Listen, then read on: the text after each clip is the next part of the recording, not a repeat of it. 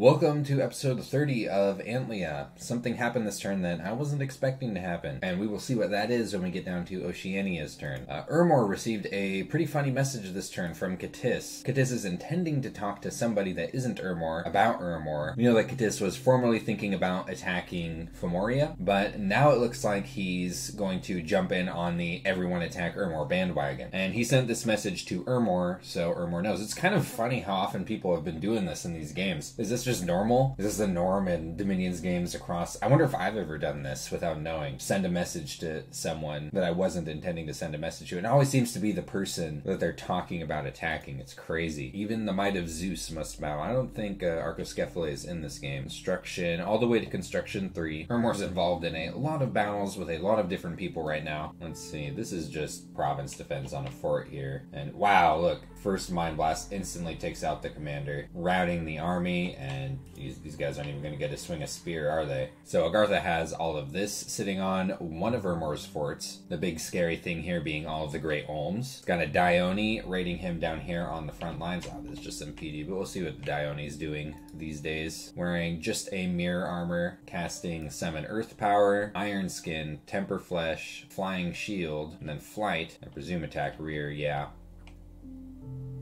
Urmor's doing some counter raiding against everyone. This raiding party that's hitting the north of Agartha's territory is doing alright. Funnily enough, I think pretty much all of these Retiari got into some combat here, which kind of sucks because these guys are just going to leave now that they've done some damage, as that is how these units work. Agartha had some militia lying around here though, for some reason. A raid against Yomi's 1 PD. Very big raid against some Vanheim PD here. Look at all them Hastati. That is a sieging force right here, and Vanheim actually had a decent amount of province defense here. I'm not sure what this would be. There's 25 lizards here. I'm not sure how much PD that would equate out to when it comes to the lizard provinces. But this is one army that Urmor is looking at having to fight at some point, unless Vanheim pulls it back. And this one's pretty nasty just because the sheer amount of sacred units. However, there are 3 exposed Vanadrots here, so it could do a lot of damage if he was able to concentrate his forces onto this army and wipe it out. This battle in Nifl here, though, Agartha has moved an enormous amount of Long Dead onto it. Probably enough to pop the fort in a single turn. We'll check in a second. Also keep in mind that these Cavern Guards are excellent siegers. They've got a siege strength of 3.7, got a siege bonus of 2, which helps out.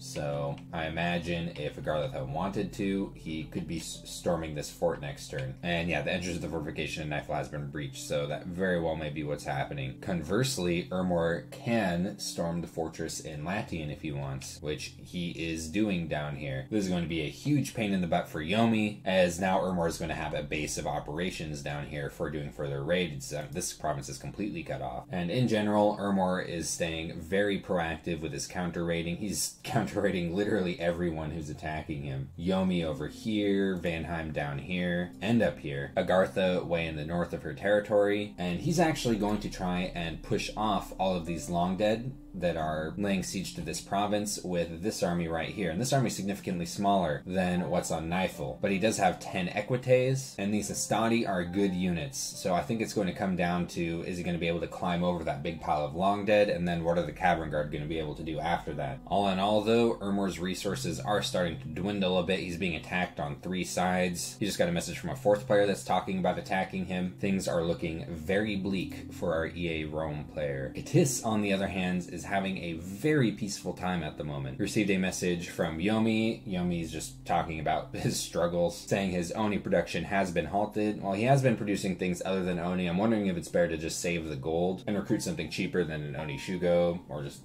nothing at all even. But because the Dione are slow to recruit, I kind of understand, Urmor at any time could push the PD off of his capital and interrupt that recruitment, but I would much rather have a Dione than a couple of Oni Shugo. Nothing from the Dark Knowledge casting, no new magic sites found this turn, and this is not what this scout signed up for, I think, being cut down by a huge army of lizards. Oh, looks like he went right up to fight with the chariots. As of this turn, though, Katis doesn't really have a whole lot to comment on. He's moving a huge army of undead into Newland. Not entirely sure where it's going. I think he's just site searching with this Death Mage and this Coatl, and that's why he's moving it over here. And he's moving pretty much all of his forces back onto his capital. He's not claiming the throne with his Lizard King. If he was to claim it, he'd be getting an extra Water Gem and Astral Pearl a turn. This Bless right here might actually be really relevant to his Sacred Mages, depending on the spells he uses, though the paths that he has aren't enormously precision reliant. Usually it's elemental paths that rely heavily on precision, whereas sorcery paths tend to rely on breaking through MR. They want penetration, but the Dominion spread is nice, especially with his scales. He already has really strong Dominion because of all of his temples. He's almost Evocation 5. This is a really nice research goal. Stellar Cascades is pretty powerful, as it does a hefty amount of fatigue damage in a decent area of effect. Astral Geyser does area of effect 1 horror marking at really high range, and even does a sort of damage spread around that. Not a lot of damage, but that's a pretty big area of effect. It's a pretty cool spell. I like this spell, though I don't use it very often. Shadow Blast, funnily enough, is a spell where precision can come into play. It is a very powerful spell, does a lot of damage in a large area of effect. This is a good spell to look at when you're fighting against Blood Bond. If you have enough people casting Shadow Blast, sometimes you can break through someone's Blood Bond as long as the sacred units they aren't using are too ridiculously high in HP. And what's also nice about this spell is that in its large area of effect, it's not going to affect undead units. So if Katis has a bunch of undead stuff on the front lines, he is not going to be taking collateral damage from the Shadow Blasts. He's also getting Poison Cloud, which creates lingering amounts of just small poison damage, which is nice because I think pretty much all of Katis' stuff is immune to this spell. And after that, he's taking out other really important research goals like Conjuration, Thaumaturgy. So Katis is looking to be in a really nice position research-wise really quickly. Agartha has just reached Enchantment 4. Pretty sure she's just on her way to Enchantment 5 for more important research goals. She's been attacked by barbarians in the Cracked Earth. This is a province that she recently took from Urmor. Urmor has been having a lot of barbarian problems in this region, so it's pretty funny that the moment Agartha takes it, boom, barbarians. And she has breached the fortification in Nifel, but she's not actually storming it this turn. Instead, she's moving everything she's got that's sieging the White Forest into Nifel first, which funnily enough is really nice because now she's going to have Mine Blasters on Fire Cavalry when Urmor moves this army onto Nifel. She's moving an absolutely massive, really disgusting army here into Junal Forest. This raiding party that Urmor's sending into Dubros is going to have to fight this, wow, very well-kitted Troglodyte Lord. This is the one that won the arena. Oh man, this is going to be really cool to see in battle. It's got 2 main goshes of parrying, so its defense skill is going to be very high. Black Steel Full Plate, of course, to put its protection into the clouds. Golden Sandals are increasing its defense skill even more, giving it luck, giving it quickness, making it so it can move further. Really nice item. It is an arena ward after all. Ring of Water Breathing, funnily enough, is one of the only things Agartha has that cannot breathe underwater. And Braces of Protection. This just gives a little bit more protection, a little bit more defense, and it has the Tough Skin perk from its heroic abilities. So yeah, this thing is going to be really cool to see in battle against all these Hastati. It is right on the front lines, ready to attack instantly. And we're also seeing Agartha's Pretender move on to Godwoods, which means if Oceania does finally successfully lure this quite chaste Lion Tribe Witch Doctor into the water, Agartha is almost certainly going to end up taking over this province. That is an event that I am certain would bring Oceania into war against Agartha, because Oceania has put a huge amount of work into this province. Agartha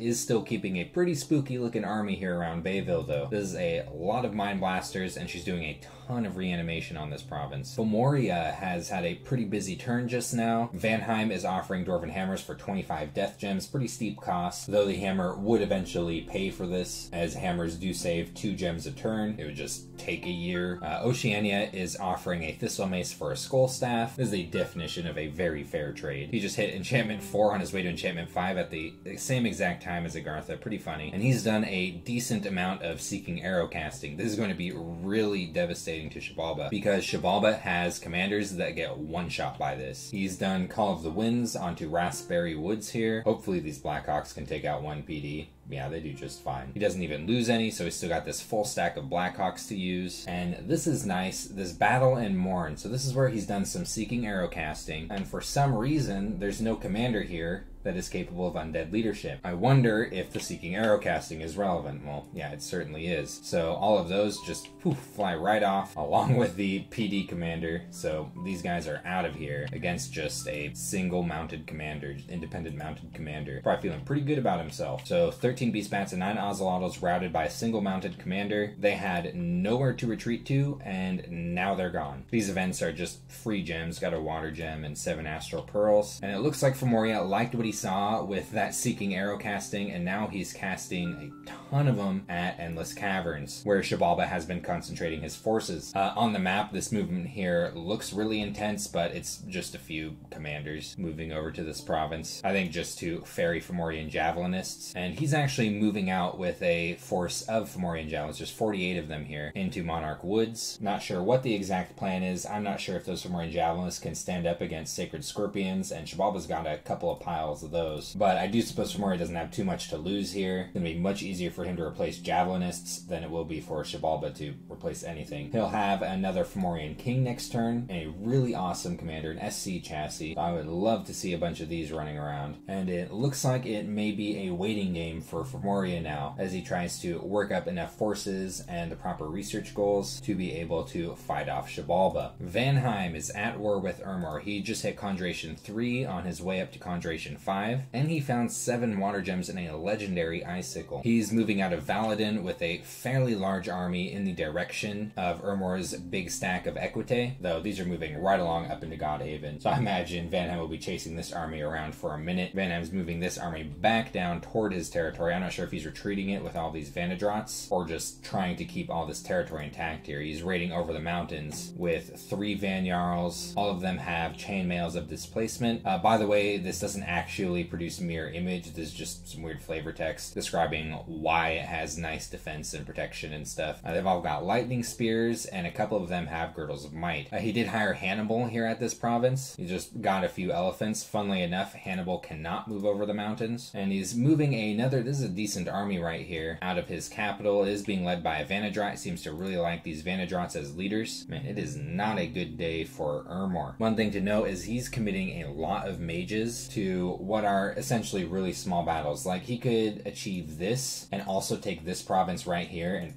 maybe even some of these independent ones, by just moving Van Jarls. Individual Van Jarls, even one without equipment, is capable of taking on 6 PD, even a little more than 6 PD even. He could be doing a lot of damage not having all of his Van Jarls in one group, especially given the fact that they can stealth. I mean, he could be moving Van Jarls all over the place, all over Ermor's territory. What he's doing right now is very, very expensive in mage turns. He's got 7 mages locked up into this movement right here. Now this, I mean, I kind of understand he could end up running into these Equite, and a single Van Jarl would definitely struggle against that, unless it was very well kitted. But even taking the risk and losing a Van Jarl here and there, it would be very worth it if he's taken out like all of these provinces right here fairly regularly. Yomi is limping right now. Xibalba is just letting him know that he's making a fort in that cave. He did just hit Evocation 5. This is a nice research goal. We just discussed it with Katis. What Yomi is getting from Evocation 5 is Falling Fires, basically just a super fireball. He could conceivably cast Orb Lightning, though I don't really expect him to. This does chaining shock damage, not a whole lot of it, but chains a decent distance. Earthquake is actually pretty nice. 8 armor piercing damage across the entire battlefield, can be negated with defense skill, so unfortunately cavalry is kind of strong against this. And of course, the Shadow Blast. And he'll be hitting Alteration 5 next turn. This research speed is good to note. This is more than twice as much as what Vanheim is getting right now. Vanheim is on 161 research. So a really good example of why it can be really damaging to have all your mages locked up in battles, because Yomi's been getting knocked around by Ermor, but Yomi has all of his mages sitting in a fort researching. Latnian has been breached. Yomi very well may lose his fort, but he does have some defenses in here. These Oni Shugos are going to be spamming Shadow Blast. He got this research goal just in time to do a decent amount of damage. Suzu is going to be casting Lesser Air Elemental, and he's got some undead to act as a buffer. Ooh, even Swarm casting is going on here. So he's got a decent amount of defense here. He could end up doing a lot of damage to Ermor. Shadow Blast is a very big AoE. I don't mean to sound like I'm taking sides, but it would be really cool to see him win this fight with these mages. His Pretender revived this turn. It lost its mute in this resurrection, which means it has full magic skills again, and he's using it to cast Seeking Arrow at Latian, though that shouldn't be enough to kill either of these commanders, as they've got enough HP to get over a Seeking Arrow. And otherwise, it looks like he's attempting to intercept a possible raid into Nashen from these Hastati here. He has his Dione coming, as well as a Oni Shugo coming with a Ring of Regeneration, a Vine Shield, and a Stinger. I believe all of this equipment is intended for the Dione, but this Oni Shugo is going to be really beefy in the meantime. And Xibalba is now straight climbing enchantment, looking to get to enchantment 5. His research has been really bad, but I don't think this game went the way he was expecting at all. He definitely had a plan given how well he's been recovering from this war. It seems that just a mix of bad luck has really pushed him down in this game. So that's the risk he was taking with his Pretender build. Here is the Seeking Arrow that wiped out all of his sacred units on this province. Died instantly from one Seeking Arrow. This is why this is so powerful against Xibalba. Onaki got hit by a Seeking Arrow here in the cave. He brushed it off. His Prophet actually got scratched by a couple of them. Managed to not get killed by them. He found a magic site here in the Endless Caverns. A blood site actually. Ooh, a crazy one. If Xibalba manages to stay alive in this game, this could be a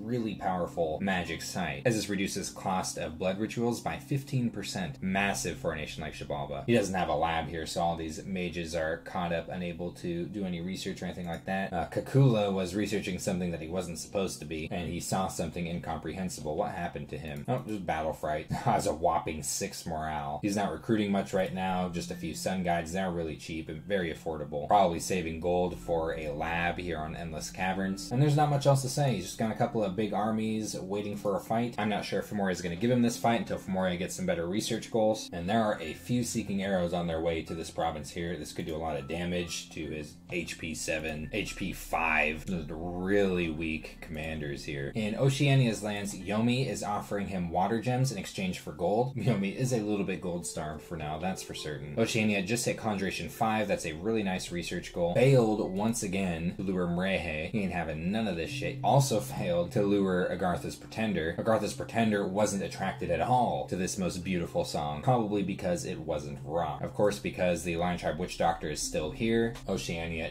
failed in taking this province. Foreign priests are spreading lies in ancient blue. In contrast to that, in green waters, the people have erected a temple. How nice. Oceania's gotten a lot of free infrastructure this game. He doesn't even have any luck scales, so it's just by chance. Might have something to do with underwater provinces, though. Now, here is that unexpected move I was talking about. You see this red arrow here? Check this out. Oceania is sending everything into this province. So I'm expecting it's pretty much going to be war here now between Oceania and Agartha. I guess Oceania saw Agartha's Pretender here and couldn't help it, though this Pretender is moving right into Godwoods. Oceania is even sending his own Pretender, which is fairly well kitted at the moment. He's got a Vine Shield on this Haliod. Kind of a weird pick over putting it on the Drowning Dutchman, but in general, all these commanders are very well kitted, and he's got a pretty decent little army here. Now, it might be a little bit exposed to Mind Blasters. We may see, depending on subsequent turns. I do imagine Agartha's focus may be changing pretty quickly, depending on what goes down here. So this has been turn 31 of Antlia. New wars are starting. Katis is talking about joining in on the big war. Maybe we'll finally see that throne get taken that Oceania's been working so hard on, though it might be Agartha that takes it. We will find out in the next episode.